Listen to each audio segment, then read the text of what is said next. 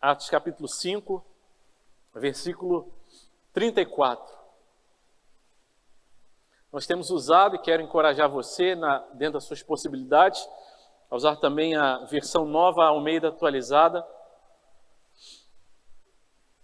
Atos capítulo 5, versículo 34. A palavra do Senhor nos diz assim: Mas, levantando-se no sinédrio um fariseu chamado Gamaliel, mestre da lei, respeitado por todo o povo, mandou que os apóstolos fossem levados para fora por um momento.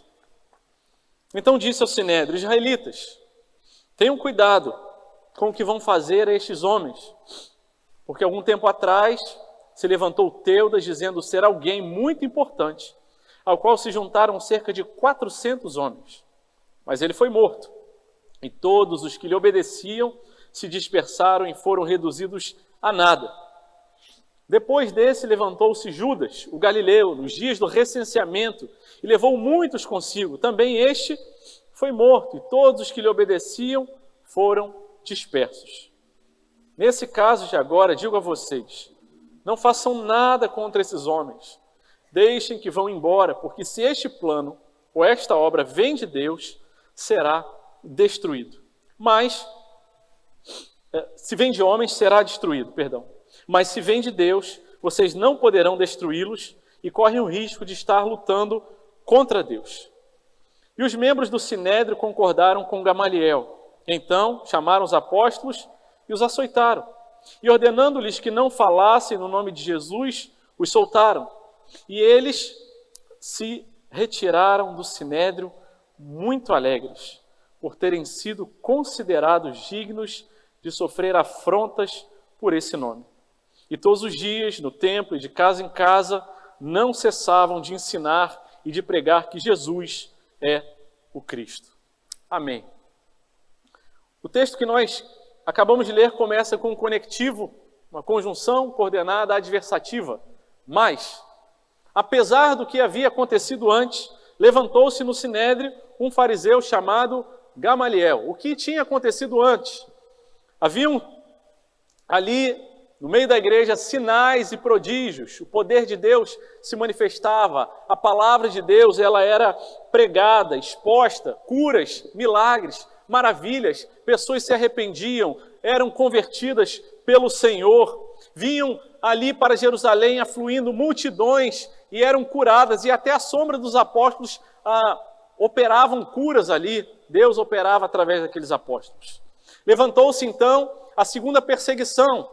A primeira perseguição, a primeira prisão havia sido apenas para Pedro e João. Passaram a noite num cárcere e no dia seguinte foram ameaçados com relação à mensagem que eles traziam, a mensagem da ressurreição. Foram ameaçados e eles disseram: olha, nós precisamos obedecer a Deus. É mais importante obedecer a Deus do que os homens, e debaixo de ameaças foram liberados. E eles então encontram a igreja ora, não pedindo que Deus os livrasse da perseguição, mas que desse ousadia, forças, que mudasse o coração daqueles que ouvissem a palavra e se convertessem, mas que jamais tirasse a perseguição, antes desse coragem, assim eles seguem corajosamente anunciando a palavra.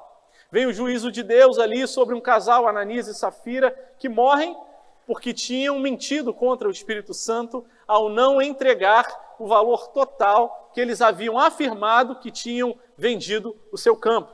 E ali eles morrem. Há um temor no meio da igreja e no meio daquelas pessoas que estavam ao redor da igreja. Sinais e prodígios aconteceram e os apóstolos continuavam a anunciar. E então vem a segunda perseguição registrada.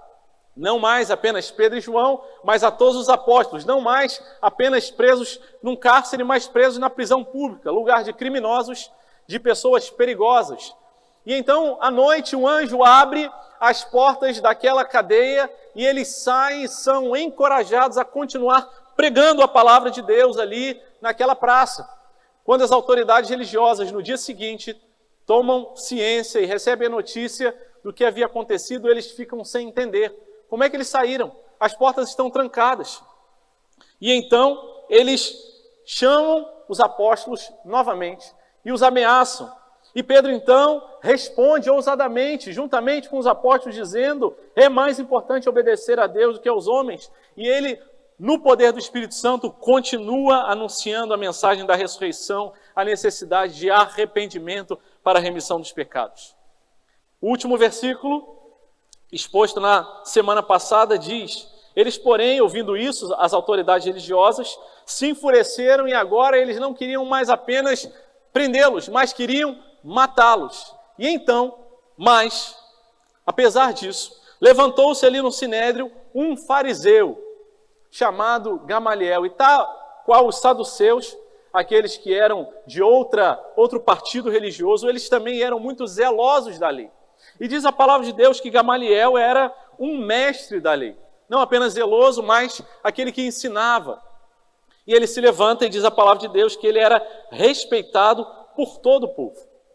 E ele então manda que os apóstolos saiam, retiram dali, junta o sinédrio e traz algumas considerações ali para aquele grupo de autoridades reunidas, enfurecidos ali, querendo matar aqueles apóstolos.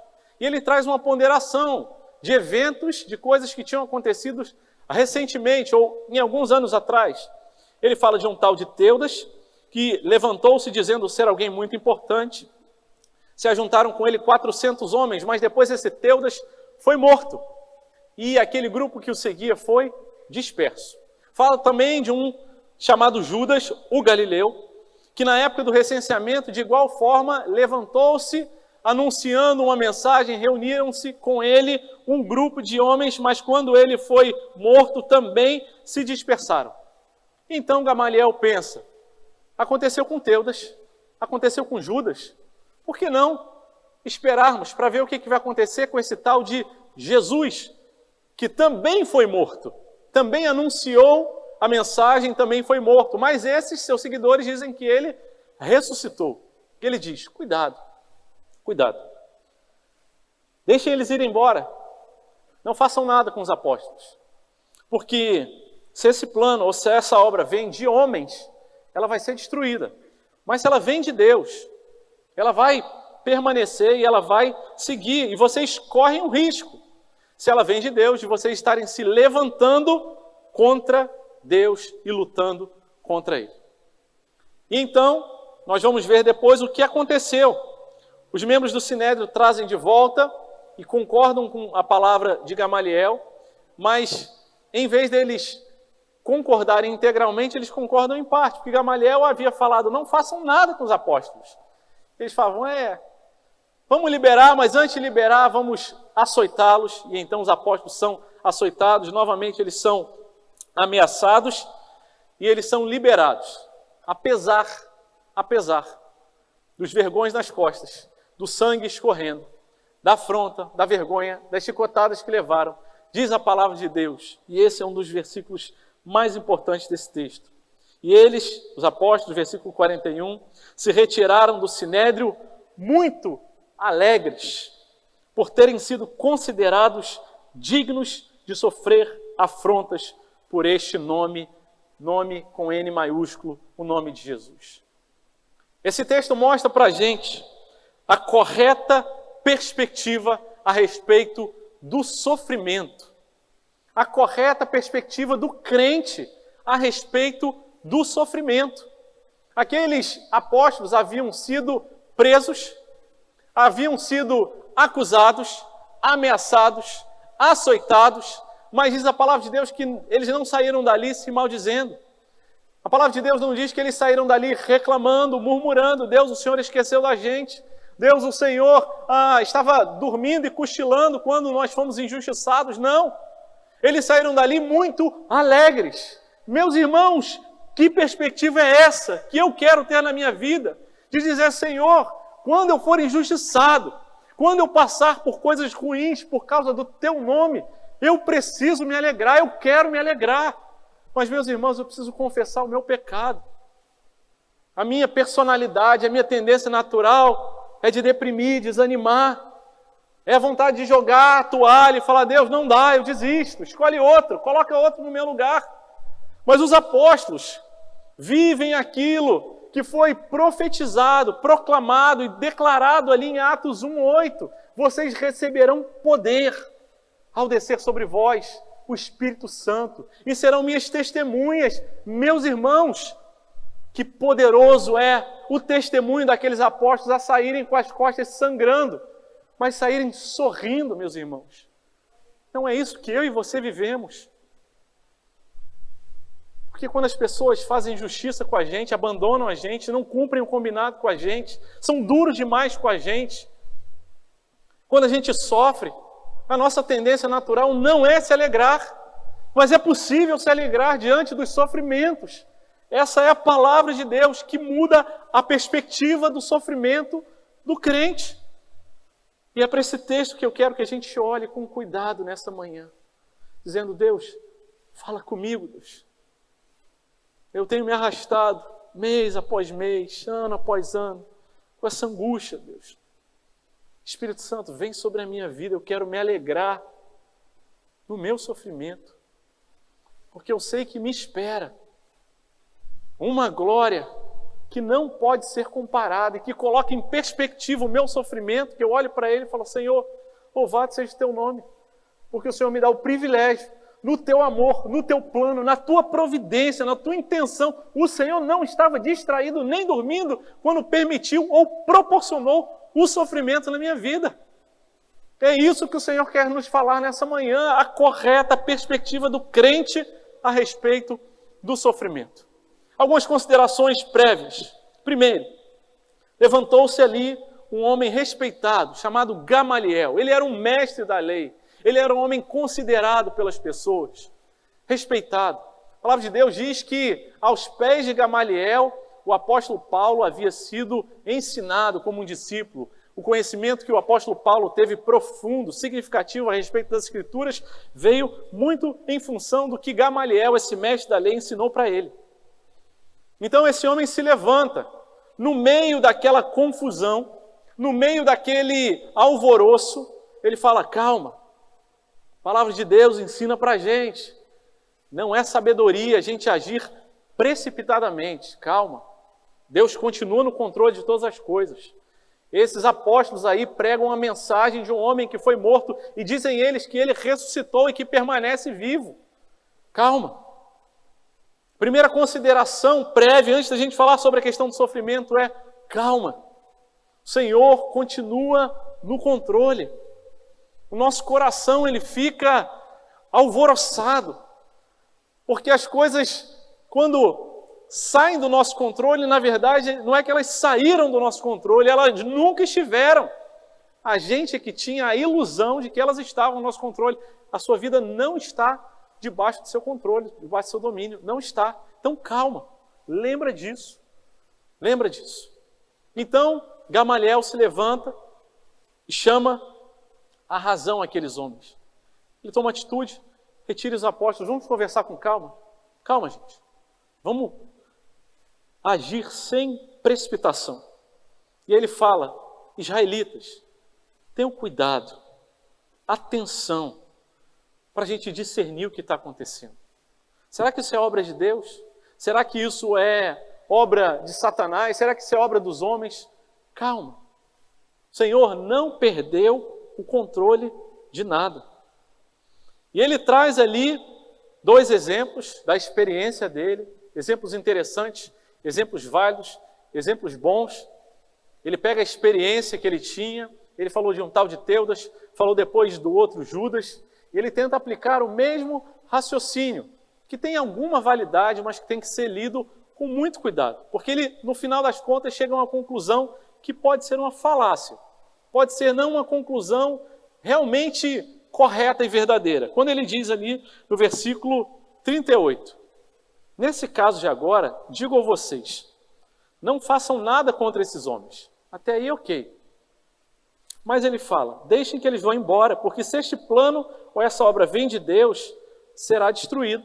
De homens será destruído, mas se vem de Deus, vocês não poderão destruí-los.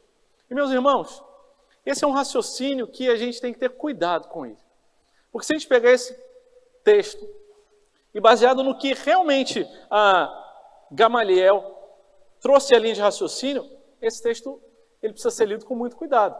A obra de Deus, num sentido geral, amplo, universal, eterno, ela jamais será destruída. É verdade. O reino de Deus, a igreja de Deus, o plano, o propósito de Deus durará eternamente.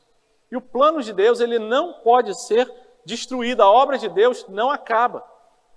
Agora, o fato de uma obra humana durar mais tempo ou menos tempo não necessariamente implica nessa obra ser autenticada ou não por Deus. Se fosse assim, religiões mais antigas que o cristianismo teriam que ser consideradas como obras de Deus. E não são. E não são. Muitas vezes, Deus permite que obras humanas terminem ou mudem de configuração, de lugar, por causa do plano dele. A gente vai ver isso daqui a pouco, nas próximas páginas, nos próximos capítulos, quando vem uma perseguição mais forte e os apóstolos são dispersos, espalhados. Humanamente falando, a gente poderia dizer, fracassaram, não deram conta de permanecer aí. Então a gente tem que ter cuidado com isso, porque muitas vezes uma obra humana, ela permanece e dura muito tempo. A obra completa, universal e eterna de Deus, ela dura eternamente. E as obras dos homens, elas terminarão. No final das contas, tudo será consumido pelo fogo. Mas a obra que Deus tem, ela permanecerá eternamente. Então há que ter cuidado com essa palavra de Gamaliel. Às vezes a gente fala assim, não, peraí, olha esse irmão daqui. Se isso aí vem de Deus, vai ficar.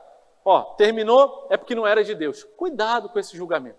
Nem sempre é assim que as coisas funcionam nesse raciocínio. Isso não significa dizer também que a gente deve ser apático e não se contrapor contra ideias erradas. Contra ideias erradas. Se alguma pregação, alguma mensagem, alguma coisa está contrária à palavra de Deus, ela precisa ser apontada como um erro, como um engano, como uma falácia. Mas a nossa energia, ela não está contra as pessoas. E se você tem se levantado, se você em algum momento se levantou contra pessoas feitas imagem e semelhança de Deus, e não contra as ideias, que teu coração possa ser quebrantado pelo Senhor. Porque muitas vezes a nossa tendência é misturar as coisas. Achar que as pessoas são exatamente como as ideias. Não são. Muitas vezes elas estão tem um profundo equívoco ali. Então cuidado com essas ideias. As ideias precisam ser combatidas, as pessoas não. Pelas pessoas e até pelos nossos inimigos, a palavra de Deus nos convoca a orar por eles. A orar por eles. Você discorda de alguém, acha que aquela mensagem, aquela informação não vem de Deus, ore por aquela pessoa para que Deus tenha misericórdia e revele a verdade para ele. Mas tenha cuidado, acima de tudo, e nisso Gamaliel estava correto, exato, para não estar lutando contra Deus. Cuidado.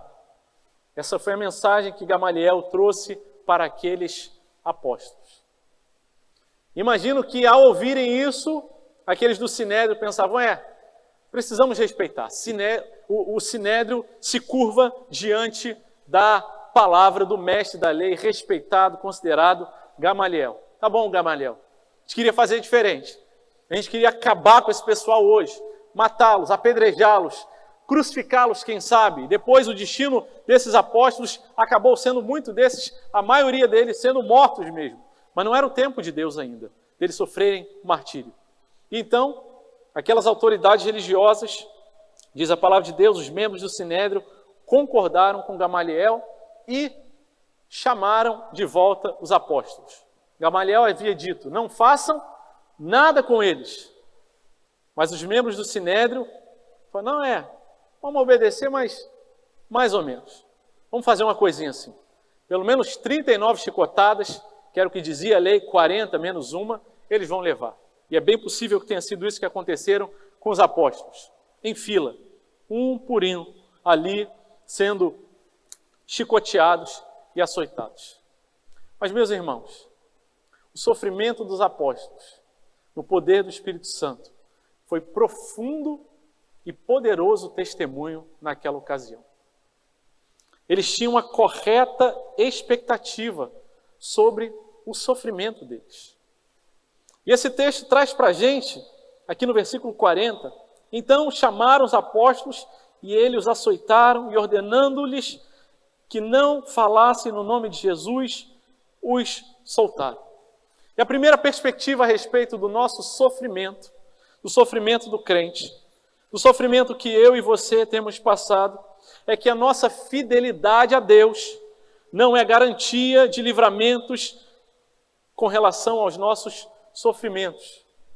O fato de você ser um crente que procura se afastar do pecado, de você ser alguém que tem andado em quebrantamento, em obediência, com um coração sincero diante de Deus, isso não é garantia de que você não vai ter que lidar com sofrimentos, com dores, que você não vai ser injustiçado. Assim aconteceu com os apóstolos, assim aconteceu com o nosso Senhor Jesus, chamado no livro de Isaías de servo sofredor, aquele que veio para servir, não para ser servido, e que veio sofrendo. Ele sim, o perfeito, em nada pecou, em nada desagradou a Deus, sofreu. A nossa obediência e fidelidade a Deus não é garantia de sermos livrados dos nossos sofrimentos. Antes, elas podem ser justamente a causa deles. Por sermos fiéis ao nosso Deus, por andarmos em santidade, por termos sido convocados para esse exército e fazermos parte desse corpo. Vivemos num mundo caído, corrompido, desmantelado pelo pecado, e a igreja que avança sofrendo a resistência desse mundo. Mas a igreja do Senhor é convocada a avançar e contra as portas do inferno progredir. Então encontrará resistência e terá sofrimentos. O Senhor Jesus diz logo no começo do Sermão do Monte, nas bem-aventuranças, Mateus 5,11, bem-aventurados, felizes, vocês são quando por minha causa os insultarem, perseguirem e disserem todo mal contra vocês. Alegrem-se, exultem, porque grande é a sua recompensa nos céus, pois assim perseguiram os profetas que viveram antes de vocês. Meus irmãos, esse versículo mostra os discípulos, os apóstolos, sendo perseguidos justamente por serem fiéis à pregação da palavra de Deus. Meus irmãos, o sofrimento faz parte da vida do crente. Não tente fugir dele, antes abrace ele, não lute contra ele, mas fale: Deus, eu não entendo. Por que comigo? Por que com a minha família? Por que eu, com o meu perfil, com a minha personalidade, fui colocado nessa situação, Deus? Eu não dou conta. Isso está trazendo sofrimento para mim, mas eu quero ser fiel ao Senhor. Deus, por que eu preciso perseverar? Deus, por que eu preciso continuar aguentando? Deus, por que eu tenho que aguentar tanta gente falando tanta coisa ao meu redor? Eu não entendo. Mas eu entendo que o sofrimento faz parte da vida do crente. O crente não é chamado nunca para dizer: venha e pare de sofrer. Não. Antes, o próprio Senhor Jesus nos diz: no mundo vocês vão ter aflições, angústias, sofrimentos, mas tenham bom ânimo. Ele venceu o mundo. E o Espírito Santo derramado em nós é o que nos dá forças para não jogarmos a toalha e não desanimarmos, não desistirmos. E ainda que em lágrimas, que em tristeza, em dores, a gente pode ter a certeza: o meu sofrimento não pegou o meu Deus de surpresa. Primeira carta de Pedro, capítulo 3, versículo 17, diz: porque se for da vontade de Deus, é melhor que vocês sofram por praticarem o bem do que praticando o mal. Sendo fiel, sendo testemunha, por causa do Evangelho. É melhor sofrer. Meus irmãos, o que é isso, meus irmãos? A gente não quer sofrer, a gente quer evitar, a todo custo, passar pelo desconforto. Tem que procurar o irmão e confrontá-lo. Tem que procurar aquela pessoa e passar pelo sofrimento da vergonha da humilhação, de reconhecer que você está errado, que foi você quem pecou, que você está fazendo dessa situação um Deus, um ídolo na sua vida, e que a gente canta Jesus seja o centro, mas eu coloco outras pessoas, outras situações, os meus sentimentos no centro. E o Senhor nos fala, o sofrimento faz parte, é Deus ajustando, lapidando a nossa vida, nos fazendo aperfeiçoados, até chegarmos à estatura de Jesus, o varão perfeito. As suas dores, as suas lutas, as suas doenças, o seu câncer, o seu abandono, os seus traumas, não são à toa, não são fruto do acaso, mas há plano de Deus nisso. A providência que nos sustenta passa por aí, ainda que você não entenda, descansa nessa certeza. Não tente fugir do sofrimento. Chore, gema, mas não ache que Deus está distraído. Ele não está. Ele não está. Segundo ponto dessa manhã, e hoje nossa mensagem terá apenas 2 pontos. Versículo 41 diz: e eles se retiraram do sinédrio muito alegres, por terem sido considerados dignos de sofrer afrontas por esse nome. Eles se retiraram muito alegres. Meus irmãos, a gente não tem ideia do que é isso.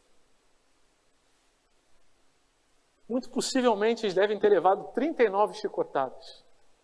Colocavam as mãos sobre o local adequado, as costas nuas, e aquele homem que era responsável por chicoteá-los 39 vezes dava contra as costas, as pernas, os braços. Com certeza o corpo deles estava ferido, dolorido. Mas, meus irmãos, eles não saíram tristes. Eles saíram muito alegres, porque eles tinham uma correta consciência a respeito dos sofrimentos deles. E ter a correta consciência a respeito dos nossos sofrimentos muda a perspectiva a respeito deles. Primeiro, a consciência de que os sofrimentos são inevitáveis e são planos de Deus. Mas depois que a consciência de que se nós sofremos pelo nome de Jesus é porque nós fomos considerados dignos.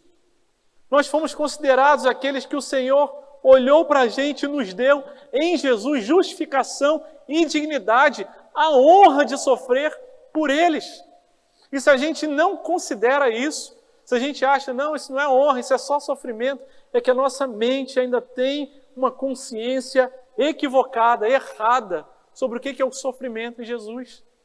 Às vezes a vida nos golpeia, dura e firmemente, pelo fato de sermos crentes, por queremos fazer a vontade de Deus, somos perseguidos, gente de fora, gente de dentro, por causa da nossa família. Mas quando a gente tem a correta perspectiva a respeito dos nossos sofrimentos, a correta consciência, a visão, a perspectiva sobre eles muda. E a gente pode ter alegria no sofrimento. O Senhor Jesus disse, vocês são bem-aventurados. E Ele termina dizendo, alegrem-se e exultem, porque é grande o vosso galardão. O sofrimento que vocês passam, o teu plano que deu errado, a tua frustração, a expectativa que você vinha grande com ela e que ela murchou. E você ficou triste por causa disso. Alegre-se no Senhor. Alegre-se. E o Senhor quer promover e produzir isso na vida de cada um dos filhos dele, porque Ele diz, meu filho, minha filha, a vida não termina aqui. Por que você olha tanto para essa dor passageira e transitória? Alegre-se porque o galardão, o prêmio, está no céu. E essa leve e momentânea tribulação, ela é tão passageira. A gente precisa ter essa consciência. Bem-aventurados os que choram, no mesmo sermão do monte, nos dias do Senhor Jesus, porque vocês serão consolados. E a palavra que Jesus usa ali no sermão do monte é, vocês serão paracletados. Ele usa o verbo paracletos, quer dizer, vocês vão ser consolados, e a mesma palavra a se referir ao Espírito Santo, o Paráclitos, aquele que caminha junto com a gente, que consola, está no mesmo solo que a gente e que nos dá poder para, com o nosso sofrimento, mas com a confiança em Deus durante esse sofrimento, podemos bem dizer o nome dele, e ao olhar as pessoas para a gente, falar: por que você não maldiz o seu Deus e morre? Como disse a esposa de Jó. Você é fiel, você tem procurado se afastar do pecado, você tem procurado criar a sua família, trazer os seus filhos, ter uma vida financeira, ter uma mente santificada diante do Senhor, e você está passando por isso. Amaldiçoa o teu Deus e morre. Por que você se alegra? E a resposta é porque eu tenho a correta consciência a respeito do meu sofrimento. Meu Deus não se esqueceu de mim, antes Ele está me aperfeiçoando, burilando, lapidando, aparando as arestas e me tornando naquilo que eu preciso ser para a glória dEle, porque não é a respeito de mim, é a respeito dEle.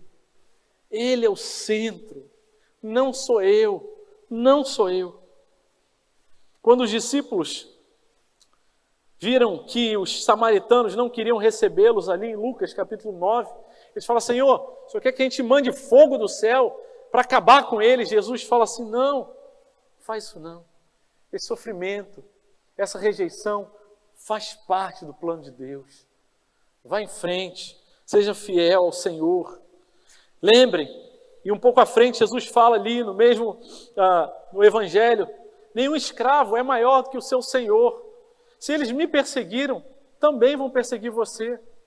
Se os irmãos que estão ao seu redor falam mal de você, é porque ainda são imaturos, ainda não cresceram, não sabem comunicar de forma suave, sábia, amorosa. Fica firme, fica com raiva dele não.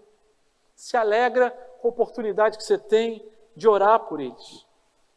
As cartas de Paulo, escritas a partir da prisão, dentre elas Colossenses e Filipenses, trazem essa ideia de alguém que estava encarcerado, preso, passando por sofrimento, mas que tinha a correta compreensão a respeito do seu sofrimento, por isso ele tinha outra perspectiva. E é isso, somente isso, que torna possível a carta aos Filipenses, uma carta da prisão, ser chamada de a carta da alegria, onde nós vemos o apóstolo Paulo repetidamente dizer: alegre-se. Mais uma vez eu digo: alegre-se. Não desanime. O Senhor é bom, Ele está cuidando de você. Colossenses 1:24, ele diz: agora eu me alegro nos meus sofrimentos por vocês e preencho completo o que resta das aflições de Cristo na minha carne, a favor do seu corpo, que é a igreja. 1 Pedro 4,13 diz: pelo contrário, alegrem-se na medida que vocês são coparticipantes dos sofrimentos de Cristo, para que também na revelação da sua glória vocês se alegrem exultando. Se são insultados por causa do nome de Cristo, vocês são bem-aventurados, porque o Espírito da glória, que é o Espírito de Deus, repousa sobre vocês. Receberão poder ao descer sobre vós o Espírito Santo, e serão minhas testemunhas, meus mártires. E a carta aos Hebreus traz aquela galeria da fé de homens dos quais o mundo não era digno. Enforcados, decapitados, lançados às feras, cerrados pelo meio, mas que foram até o final sem negar a fé, alegres, porque sabia que essa pátria, esse lugar onde nós vivemos é transitório, a alegria deles não estava aqui. É a minha oração nessa manhã por vocês, por mim. Senhor, ajuda a gente a se alegrar no nosso sofrimento.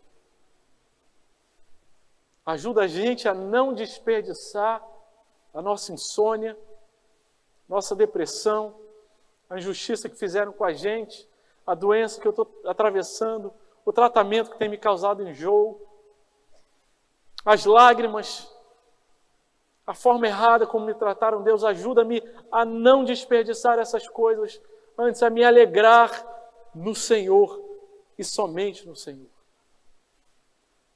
Ajuda-nos, Senhor, a não colocar como uma condicional. Deus, quando essa situação for resolvida, aí sim eu serei feliz, aí sim eu me alegrarei. Não! Nós cantamos ainda, a figueira não floresça, que não haja fruto na vide. Todavia, eu me alegrarei. Essa alegria não é humana, não é natural.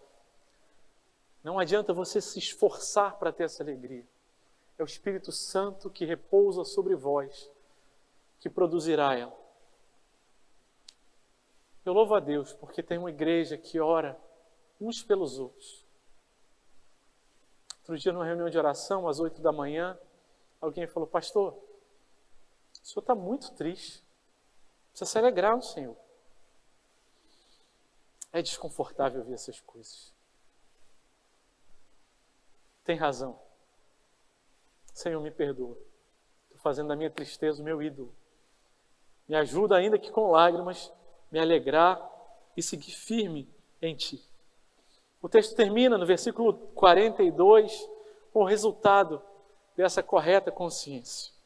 E todos os dias, no templo, de casa em casa, não cessavam de ensinar e de pregar que Jesus é o Cristo. Que essa seja a nossa vida também.